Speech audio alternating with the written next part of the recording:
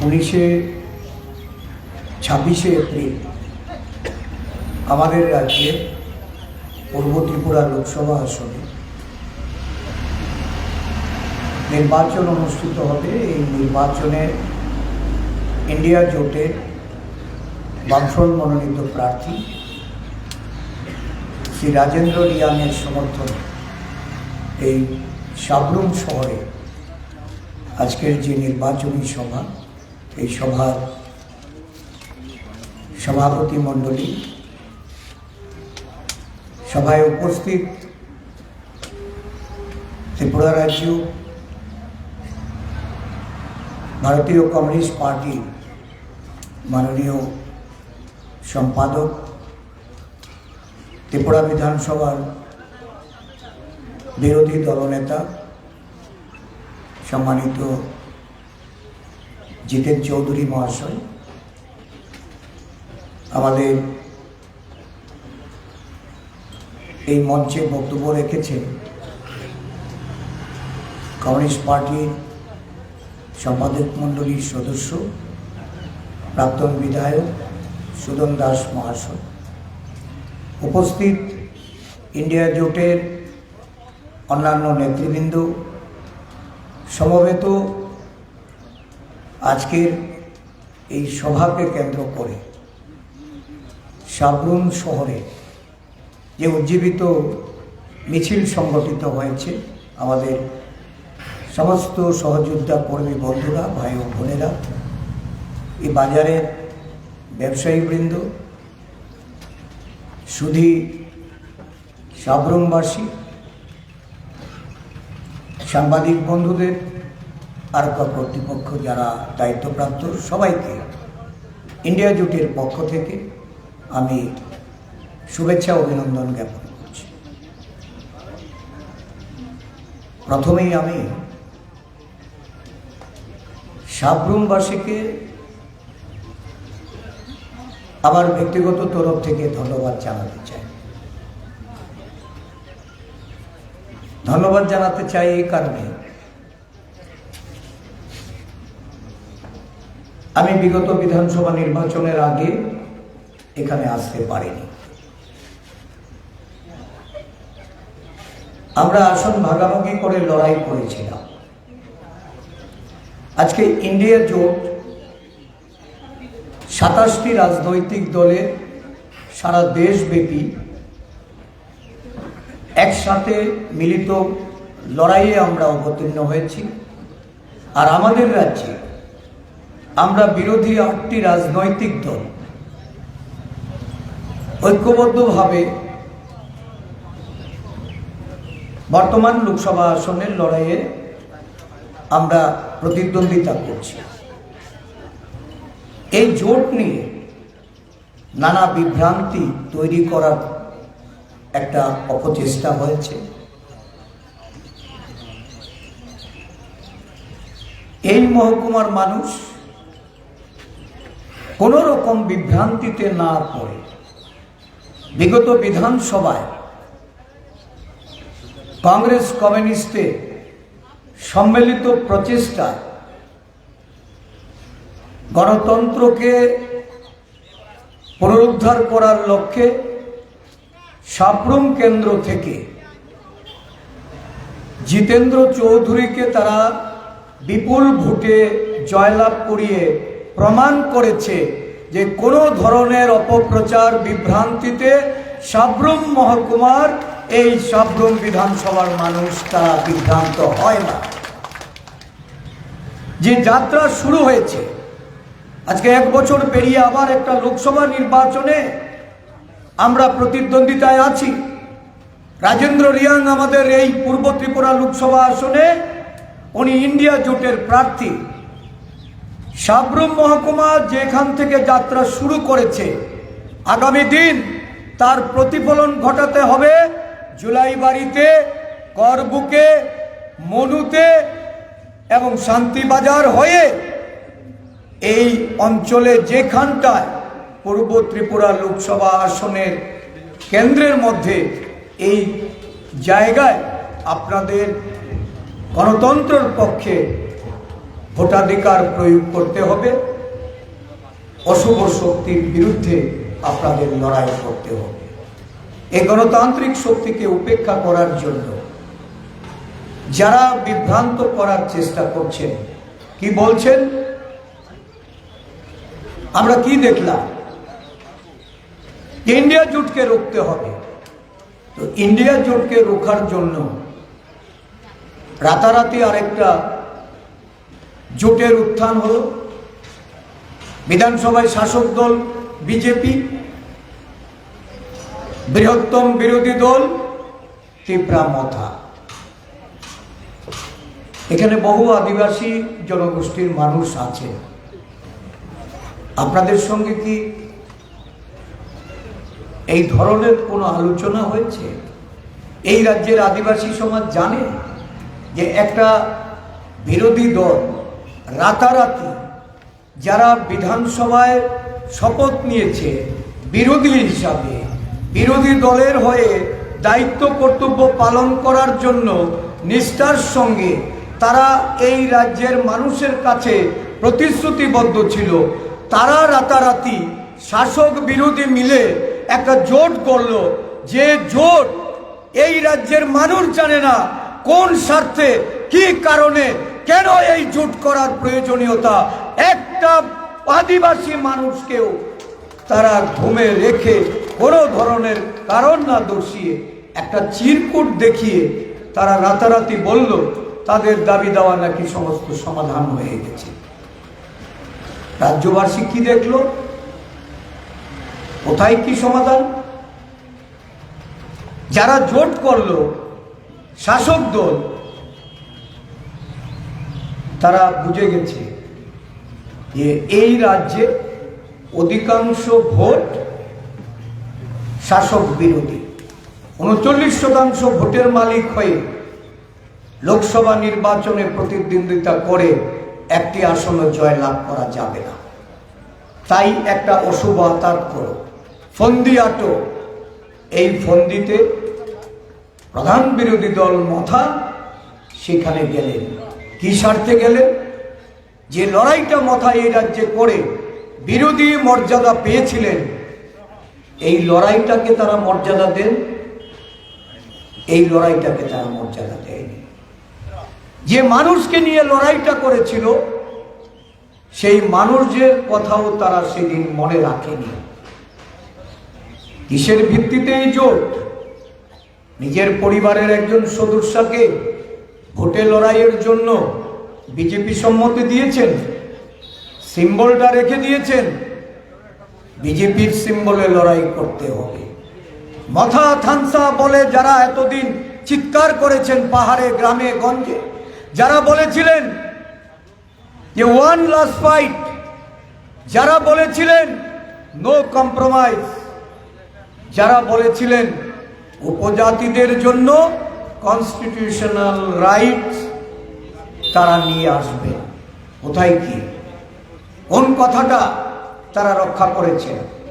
কিসের ভিত্তিতে উপজাতি সমাজ আজকে এই জোটকে বিশ্বাস করবে? একটা অশুভ জোট বেঁধে এই লড়াইয়ে বৈতরণী পার হওয়ার জন্য শাসক দল যেমন তাদেরকে, আপনারা ভালো বুঝবেন কিসের বিনিময়ে আজকে বন্ধুত্ব হয়েছে। আর যারা বলছেন ইন্ডিয়া জোট অশুভ, আর ইন্ডিয়া জোট তো জোট বেঁধে গণতন্ত্রের পথে লড়াই দীর্ঘদিন থেকে শুরু করেছে, হঠাৎ করে এটার উন্মেষ ঘটেনি। তো সাব্রুম মহকুমার মানুষকে আরো বেশি সতর্কতার সঙ্গে আপনাদেরকে ভোট প্রদান করতে হবে। গত নির্বাচনে জিতেন বাবুকে যে ভোটে আপনারা জিতিয়েছেন তার থেকে অধিক ভোট দিয়ে রাজেন্দ্র বাবুকে আপনাদের নির্বাচিত করতে হবে। কারণ রাজেন্দ্র বাবু উনি একজন বিচক্ষণ বিধানসভার সদস্য হিসাবে উনি দায়িত্ব পালন করেছেন।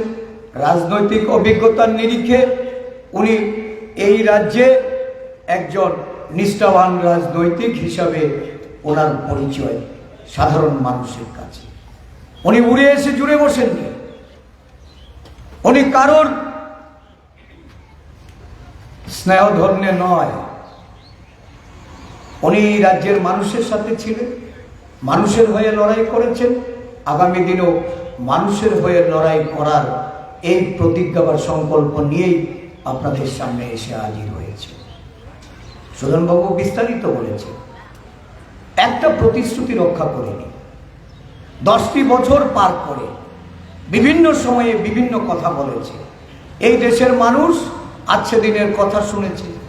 এই দেশের মানুষ শুনেছে যে কালো টাকা দেশে ফিরিয়ে নিয়ে এসে মানুষের ব্যাংক অ্যাকাউন্টে 15 লক্ষ টাকা জমা করে দেবে, 2 কোটি বেকারদের চাকরির সংস্থান হবে। একের পর এক মানুষ শেষ অবধি কি শুনল? অমৃতকাল। নির্বাচনের আগে বলল বিকশিত ভারত। ভারতবর্ষ যদি বিকশিত হয় তার উপর দাঁড়িয়ে ভোটটা যাওয়াটাই তো সঙ্গত ছিল। বিজেপি বন্ধুরা যদি এখানে থাকেন, আপনাদের যারা কেন্দ্রীয় নেতারা আসছেন, রাজ্য নেতারা এসে আপনাদের এই নির্বাচনে প্রতিদ্বন্দ্বিতা করার জন্য আপনাদেরকে মাঠে কাজে লাগাচ্ছে, প্রশ্ন করুন না। বিকশিত ভারত চেয়ে আবার হঠাৎ করে নরেন্দ্র মোদীজি পাল্টে গেলেন কেন? নরেন্দ্র মোদীজি গত 2 দিন আগে রাজস্থানে গিয়ে কি বললেন? যিনি সবসময় বলতেন প্রধানমন্ত্রী ডক্টর মনমোহন সিং নাকি কথা বলেন না, চুপ থাকেন, উনি কথা বলেন না। আর নরেন্দ্র মোদীজি বলছেন যে ডক্টর মনমোহন সিং বলেছে দেশের সংখ্যালঘুদের দেশের একটা বড় সম্পদ, সেগুলি নাকি তাদের মধ্যে বিতরণ করা হবে। যদি মনমোহন সিং সেই কথা বলে থাকে আর কংগ্রেসের ম্যানিফেস্টোতে যদি সেটার কোনো উদ্ধৃতি থাকে, আমাদের সর্বভারতীয় সভাপতি নরেন্দ্র মোদীকে তো খোলা চ্যালেঞ্জ জানিয়েছেন যে আসুন আমার সঙ্গে ডিবেটে বসুন। কংগ্রেস ম্যানিফেস্টো নিয়ে আপনার ভেতরে যে ভয় ঢুকেছে, ইন্ডিয়া জোটের ম্যানিফেস্টোকে আপনি যেভাবে ভীত সন্ত্রস্ত হয়ে পড়েছেন, আমরা ডিবেট করতে চাই। কোথায় এই ধরনের কথা উল্লেখ আছে? কোথায় এই ধরনের মিথ্যা অপবাদ দিয়ে এই ম্যানিফেস্টোটাকে বিতর্কিত করে নির্বাচনী বৈতরণী পার হতে চেয়েছে? কংগ্রেস 5টি ন্যায়ের কথা বলেছে। ইন্ডিয়া জোট 25টি গ্যারান্টির উপর এই নির্বাচনে লড়াই করছে। এই লড়াইটা এটা দেশের মানুষের উন্নয়নের স্বার্থে, বিকাশের স্বার্থে। আপনাদের দেখানো বিকশিত ভারত, যে বিকশিত ভারতের কথা বলে আপনারা আজকে সম্পূর্ণ উল্টে গিয়ে আপনাদের আবার ওই হিন্দুত্বের এজেন্ডায় যাচ্ছেন আর বিদ্বেষের রাজনীতিটাকে ছড়িয়ে দিয়ে আবার নির্বাচনী বৈতরণী পার হতে চাইছেন। তারা বুঝে গেছেন প্রথম পর্যায়ের যে নির্বাচন অনুষ্ঠিত হয়েছে এবং এই নির্বাচনে তাদের দলীয় তরফে আরএসএস এর তাদের যে বিশ্লেষণ, এই বিশ্লেষণে 1/5 সিট তারা পেতে পারে না। তাদের পরাজয় নিশ্চিত বলেই তারা আজকে উল্টো পাল্টো কথা বলে মানুষকে আবার মিথ্যাচারের মাধ্যমে বিভ্রান্ত করতে চাইছে। এই রাজ্যের মানুষ তারা দেখেছে রাজ্য সরকার থেকে শুরু করে কেন্দ্রীয় সরকার মুখে যা বলেছে একটি প্রতিশ্রুতিও তারা রক্ষা করে। তাদের আজকে নির্বাচনে জয়লাভের জন্য ওই পোলিং এজেন্টকে আটকাতে হয়, পোলিং এজেন্টদের মারধর করে পোলিং বুথ থেকে তাড়াতে হয়, ভোটারদের রাস্তার মধ্যে আটকে দিয়ে ভোট দানে বাধা দেওয়া হয়। আগের দিন রাত্রিবেলায় বাড়ি বাড়ি গিয়ে ভোটারদের ভয়ভীতি প্রদর্শন করে নির্বাচনী বৈতরণী পার হতে হয়। কিছু কিছু বুথ সেন্টারে আমরা পশ্চিম ত্রিপুরা লোকসভা আসনে কি দেখলাম? 103%, 105%, 108% ভোট হয়েছে। নির্বাচন কমিশন আমাদের কথা দিয়েছিলেন 3 টায়ার পুলিশ অ্যারেঞ্জমেন্ট করা হবে বুথের ভেতরে, ভোট পোলিং স্টেশনের ভেতরে, রাস্তার মধ্যে। কিন্তু আমরা কি লক্ষ্য করলাম? এই ভোটাররা যে ভোট কেন্দ্রে যাবে রাস্তার মধ্যে কোনো পুলিশ অ্যারেঞ্জমেন্ট নেই। বেলা 2টার সময় আমরা নির্বাচন আধিকারিকের অফিসে গিয়ে ওনার কাছে জানতে চাইলাম, উনি অকপটে স্বীকার করলেন যে আমার কাছে অ্যাডিকুয়েট পুলিশ ছিল না, পর্যাপ্ত পুলিশ না থাকার দরুন আমরা রাস্তার মধ্যে পুলিশ দিতে পারিনি। আর পুলিশ না দিয়ে নির্বাচন কমিশন শাসক দলের ওই সন্ত্রাসীদের সুযোগ করে দিয়েছেন। কিছু কিছু জায়গায় এই ধরনের ভোটের নামে প্রহসনাত্মক যে কার্যকলাপ হয়েছে আমরা তার প্রতিবাদ করেছি। নির্বাচন কমিশনে আমরা অভিযোগ জানাচ্ছি, আমরা অপেক্ষা করছি। আপনাদের ঐক্যবদ্ধ হতে হবে, সংঘবদ্ধ হতে হবে।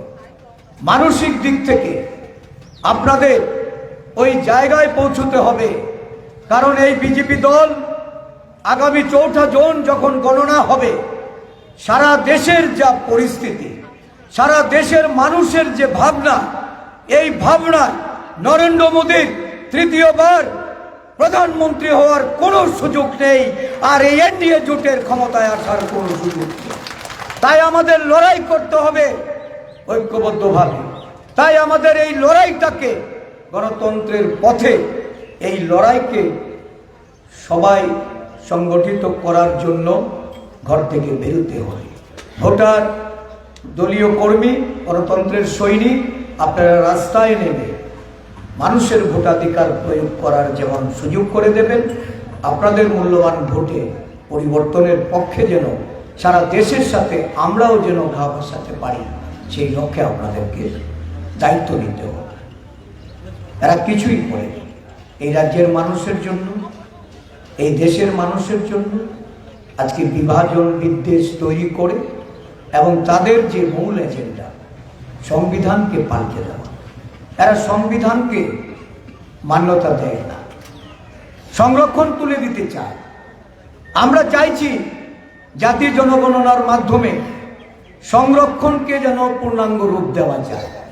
ভারতবর্ষের জনসংখ্যা তফসিলি জাতি, তফসিলি উপজাতি, পশ্চাৎপদ, ওবিসিরা, তারা যেন তাদের সঠিক জাতিগত জনসংখ্যার ভিত্তিতে সেটাকে নির্ণয় করে সংরক্ষণের ব্যবস্থা করে 50% সিলিং তুলে দিয়ে এই দেশে সংরক্ষণ বাড়ানো, সংরক্ষণের মাধ্যমে সুযোগ সুবিধা বৃদ্ধি করা, মহিলাদের জন্য যে মহিলা বিল, যারা নামকা ওয়াস্তে এই বিলটা পাস করিয়ে মহিলাদের সমর্থন পেতে চাইছে, আসলে মহিলাদের তাদের ক্ষমতায়নের জন্য এই বিল তারা সংসদে পাস করায়নি। 50% মহিলার সংরক্ষণ, জাত গণনার মাধ্যমে এটাকে সুরক্ষিত করা, সঠিক নির্ণয়ের মাধ্যমে সেখানে সংরক্ষণের ব্যবস্থা করা। যারা সংরক্ষণ বিরোধী, যারা সংরক্ষণ তুলে দিতে চায়, তারা আগামী দিন ভোটে জিতে ক্ষমতায় আসলে সংবিধান পাল্টে দিয়ে, সংরক্ষণ তুলে দিয়ে এই দেশে পিছিয়ে পড়া মানুষের তাদের যে দুর্গতি ডেকে আনবে, এটাকে আমাদের প্রতিরোধ করতে হবে।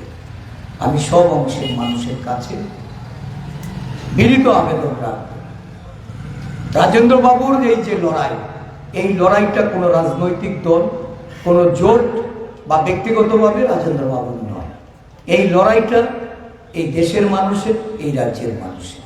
এই রাজ্যের মানুষ আজকে এই লড়াইয়ে যদি জয়ী হয়, তাহলে দেশ বাঁচবে, গণতন্ত্র বাঁচবে, আমাদের মৌলিক অধিকার সুরক্ষিত হবে, সংবিধান বাঁচবে। আর সংবিধান প্রদত্ত এই যে দীর্ঘ আমাদের স্বাধীনতার লড়াই এবং স্বাধীনতার পরবর্তীকালে আমাদের যে ধারাবাহিকতা, আমাদের ঐতিহ্য, আমাদের পরম্পরা, আমাদের যে সংস্কৃতি, আমাদের সংহতি, এটা রক্ষা হবে। এটাকে রক্ষা করার জন্য আপনাদের সকলের কাছে বিনীত নিবেদন রাখব। সাবরুমবাসী পথ দেখিয়েছেন, আগামী দিন এই সাবরুমে যেন সারা রাজ্যের মধ্যে একটা ব্যতিক্রম বিধানসভা বা এই লোকসভা কেন্দ্রের মধ্যে একটা ব্যতিক্রমী আপনাদের ভোটাধিকারের মাধ্যমে এটা আপনারা প্রমাণ করবেন। জয় হিন্দ, বন্দে মাতরম, ইন্ডিয়া জিন্দাবাদ।